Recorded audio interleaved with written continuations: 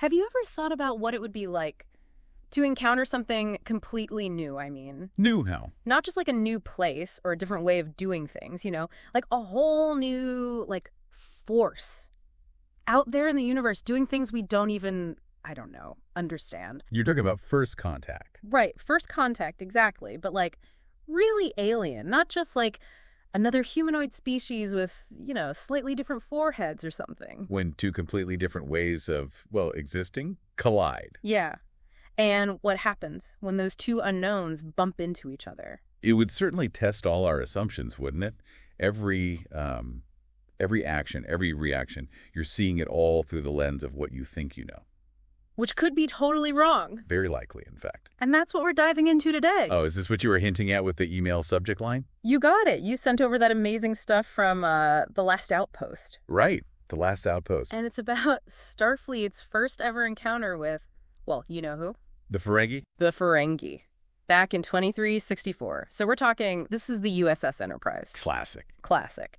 And they're chasing this Ferengi ship, let me get this right, the Delphi Ardu. The Delphi Ardu. Yes, because they nicked what was it, a T9 energy converter? Basically a critical power component. Essential bit of kit from a Federation monitoring post on Gamma Tauri 4. Gamma Tauri 4, right. But it's so much more than just a chase. Absolutely. It starts as a simple, get our stuff back kind of thing, but it becomes, everything.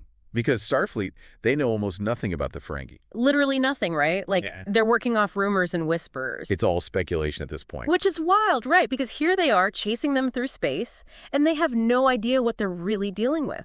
It's their first real chance to study the Ferengi up close. Exactly. So we're going deep into these logs, the dialogue, see what those first moments were like. Those first impressions. When everything was still so unknown. How those assumptions get blown apart when you run into something truly alien.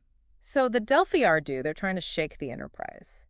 And they head into the Delphi Ardu solar system. 11 planets. Yeah.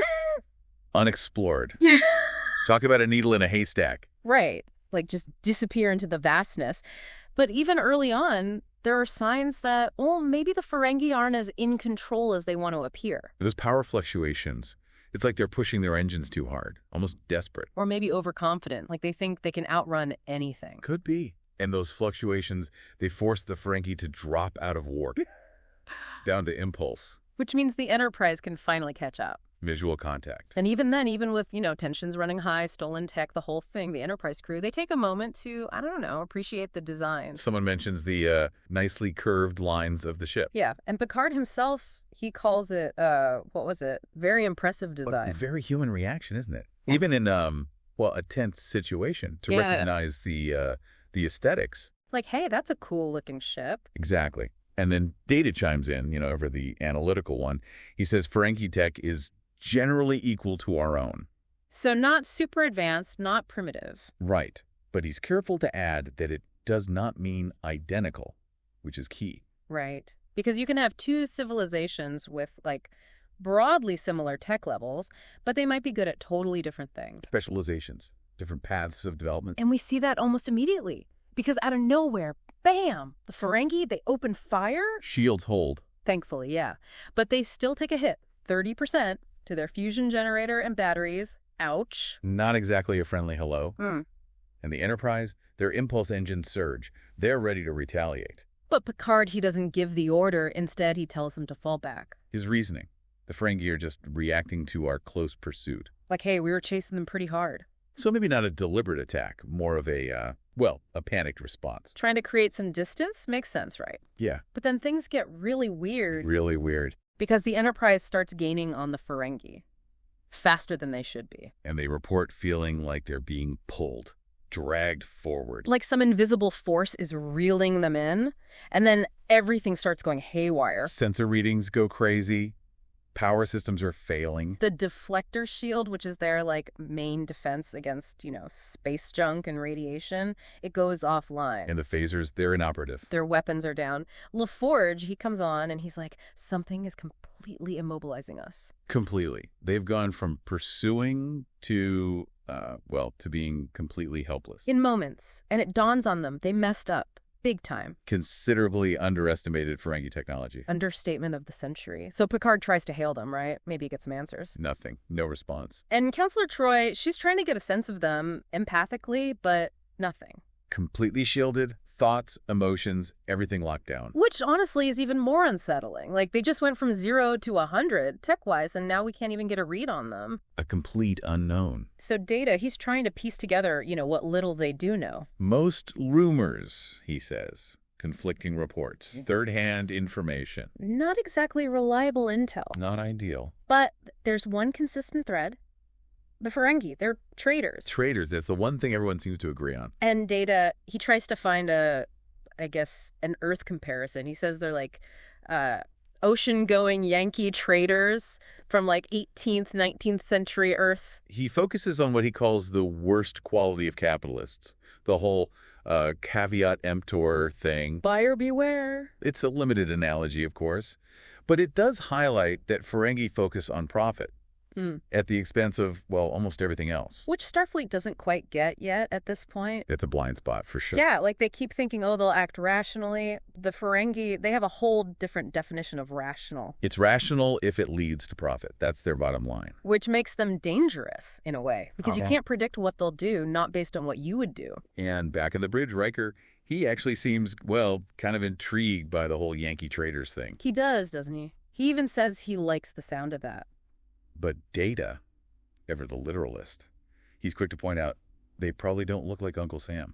No, red, white, and blue. It's a funny little moment. You've got this crisis unfolding, and Data's giving a history lesson. And Picard, oh, he's not amused. You can practically hear him thinking, now is not the time, Data. I love those little moments of, exasperation. Yeah. Classic Picard. Totally. But meanwhile, LaForge down in engineering, he's working his magic, and he figures out what's holding them. It's a Ferengi force field. And it's neutralizing any power increase they try, almost instantly. Talk about advanced tech, but LaForge, he's brilliant, right?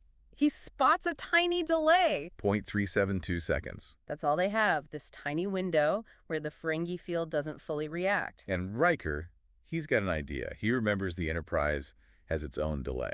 0.3 seconds. Between slow reverse impulse and a jump to warp 9. Warp 9? That's like seriously fast. The idea is exploit that tiny difference. Try to jump to warp before the Ferengi field can lock on. Risky. Incredibly risky. But they're running out of options, and LaForge is all for it. He's like, let's hit them back. Fight fire with fire. So Picard, he does what Picard does. He tries to regain some control. Of authority. Yeah. He sends out a formal demand, return the T9 converter immediately. In all language forms. Just laying down the law, even though they're totally at the Ferengi's mercy. It's a classic power move. Projecting strength, even when they're completely vulnerable. But it doesn't work, does it? Nope. They try that warp jump. And, well, it goes about as well as you'd expect. Picard's Barda sums it up pretty well. Yeah, not good. But then things get even worse. Data discovers that the Ferengi, they're not just holding them. They're accessing the Enterprise's computer systems. All of them. They're downloading everything. Personnel files, technical specs, strategic data, everything. It's a massive intelligence breach. Like, not only are we stuck, they're stealing all our secrets. Talk about adding insult to injury. But amidst all this chaos, Counselor Troy, she notices something. Everyone's so focused on the Ferengi ship, they've completely ignored the planet below. The planet. And this is where things start to take a turn. So they all meet in the observation lounge. Tension is high. Understatement. Picard lays it out. Power's dwindling, they're running out of time, and they have to make a decision. And fast. So everyone starts weighing in. Tasha Yar and Worf, they want to fight. Full out attack, go down swinging. But Picard, he's like, no, that's just suicide. They barely have enough power to keep life support going. Not to mention, it would likely provoke a devastating response from the Ferengi. And Troy, she makes an interesting point. She's like, have we even told the Ferengi what we want? We were chasing them after all. They fired first, but maybe they were just scared. Maybe they didn't know what our intentions were. A lack of communication leading to escalation. It happens all the time. So Picard, he's obviously not thrilled about this whole situation. He's like, well, we tried hailing them, and they didn't answer. Understandable skepticism. But then he brings up the one option they really want to avoid. Total annihilation. The only one remaining. Heavy stuff. Absolutely. You can feel the weight of command in that moment. So Picard makes the call. A tough one. He opens hailing frequencies. And offers to meet the Ferengi's terms.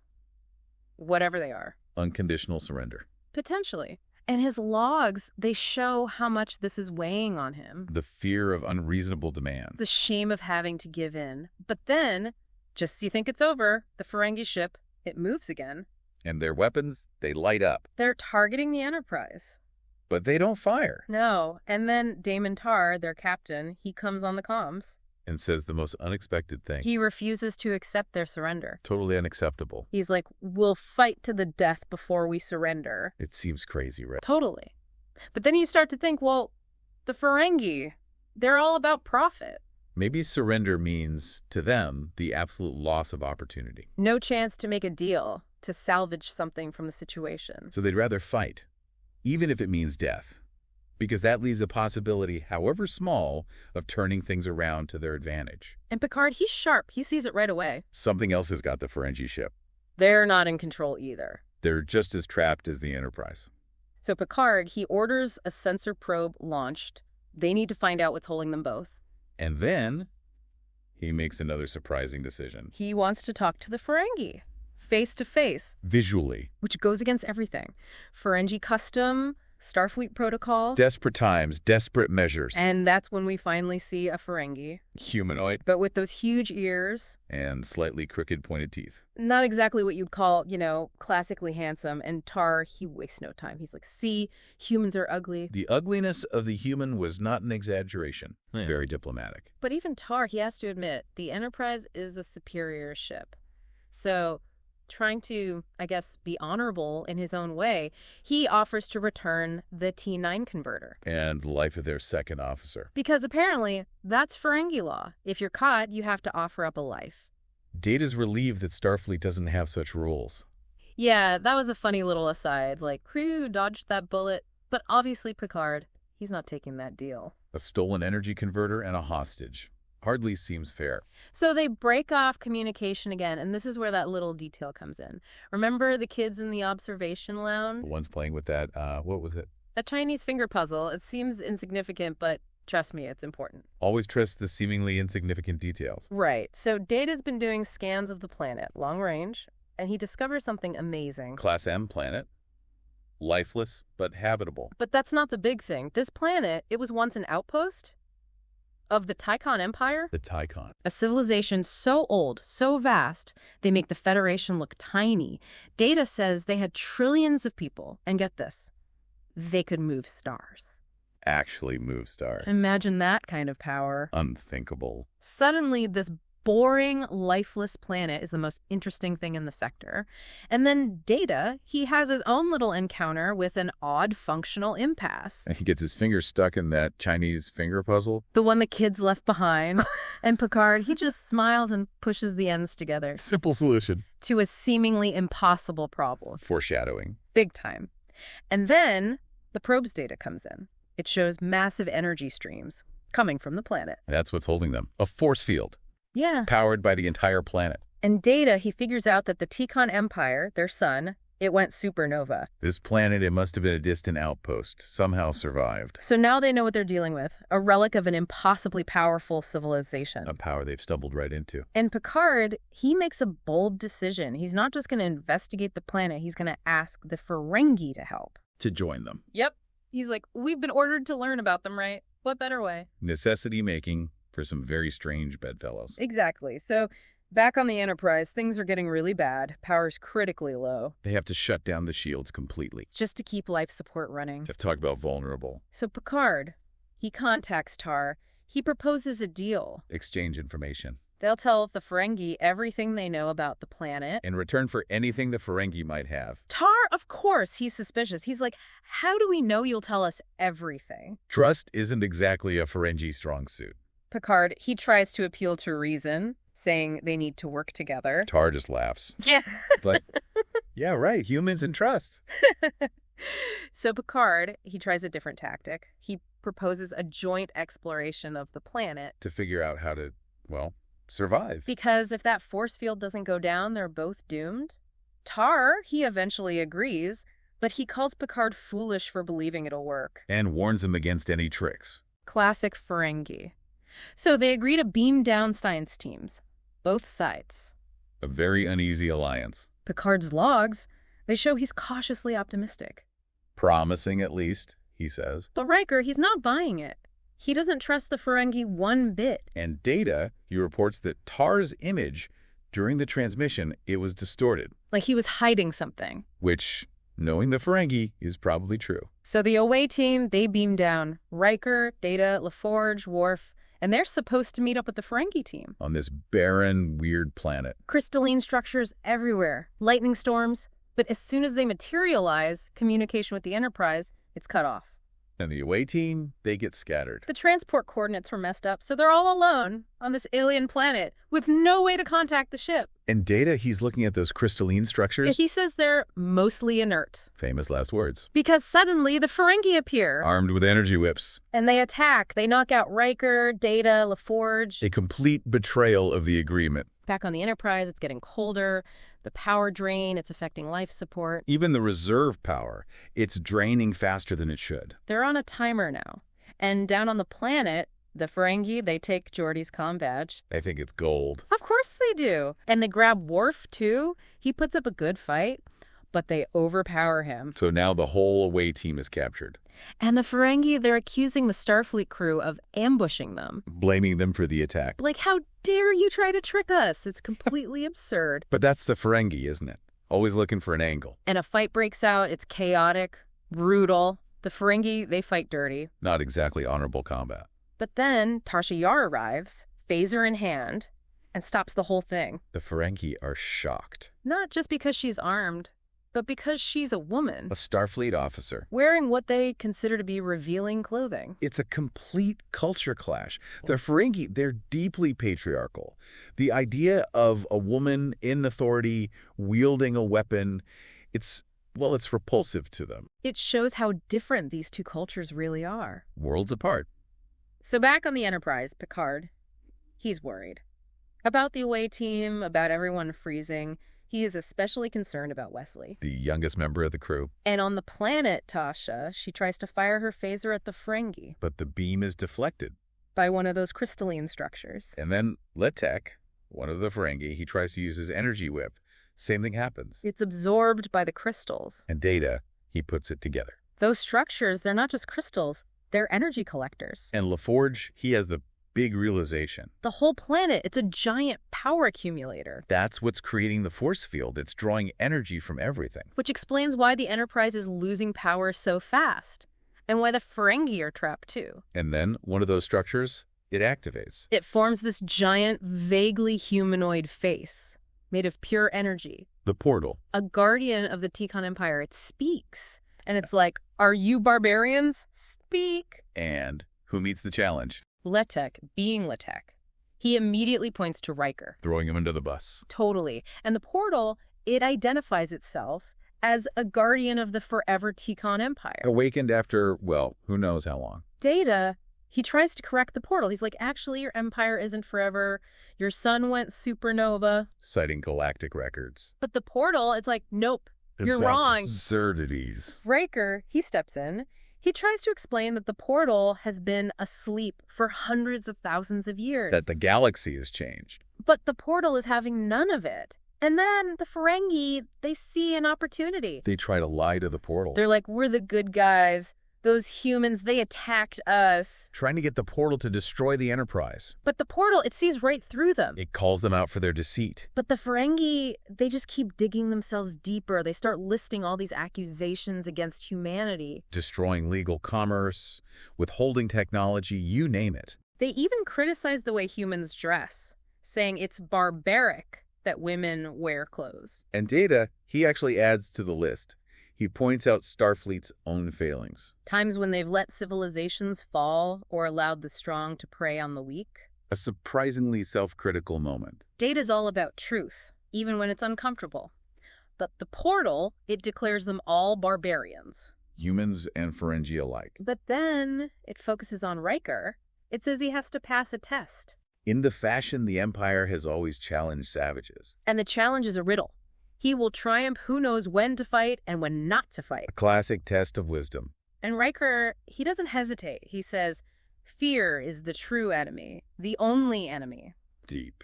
Right. And the portal, it's actually impressed. It calls Riker's answer interesting thoughts. And asks about this Sun Tzu. The author of The Art of War. And the portal is like, his wisdom, it's so much like our own. A connection across millennia. And then Riker, he makes his request. He asks for the release of their starship. And the portal, it grants it. Just like that. The Enterprise comes back online. Power is restored. Just in the nick of time. The portal explains that it was confused at first by the humans and Ferengi fighting, then trying to help each other. It didn't make sense to it. And when the Ferengi try to claim they knew the answer to the riddle, well, the portal shuts them down pretty quickly. It knew they were lying. Riker, he then argues against destroying the Ferengi ship. He's like, what would we learn from that? And the portal, it asks, will they ever learn? A question that hangs in the air. About the Ferengi, about humanity, about all of us. That's a question for the ages, really. And then the portal, its job done, it disappears. Back to sleep. Until it's needed again. Who knows when that will be. Back on the Enterprise, Picard congratulates the away team. They got the T9 converter back. And Riker, he has one last request. He asks permission to beam over a box of those Chinese finger puzzles to the Ferengi ship. As a thank you? For all they tried to do, Picard, he just smiles and says, make it so. A fitting end to a truly strange encounter. So what did we learn from all this? About first contact, about the Ferengi, about the galaxy itself? Well, first off, assumptions are dangerous. Both sides came into this with preconceived notions about the other. And those were blown apart pretty quickly. The Ferengi weren't just greedy barbarians, and the Federation wasn't this shining beacon of pure morality. Everyone had their own motivations, their own flaws. And the big reveals, I mean, come on, a planet that's a giant battery. And the Tychon portal. Talk about an aha moment. And think about it, that little Chinese finger puzzle, it was a clue the whole time. A metaphor for the whole situation. You can't force your way through, you have to find the right approach. And for you, the listener, think about those first impressions. Starfleet, they were cautious, exploring, trying to do the right thing. The Ferengi, they were all about profit, willing to lie and cheat to get ahead. How do you think those initial encounters shaped everything that came after? And were you surprised by that Ferengi sense of honor? Like, they wouldn't surrender, even if it meant death. What does that tell us about their culture? About how different they are from us? It's a fascinating question. And it speaks to the challenges of encountering something truly alien. When you have to throw out your rule book and figure out a whole new way of thinking. Because out there in the galaxy, there are things we can't even imagine. Civilizations so advanced, they make our technology look like, well, like children's toys. And if the T-Con could move stars, what else is out there? What other powers, what other mysteries are waiting to be discovered? Or maybe accidentally awakened? It's a thought that should keep us all humble and maybe just a little bit afraid. Because the galaxy, it's a lot bigger and a lot stranger than we can possibly know. And our journey is just beginning. Thanks for listening. Live long and prosper.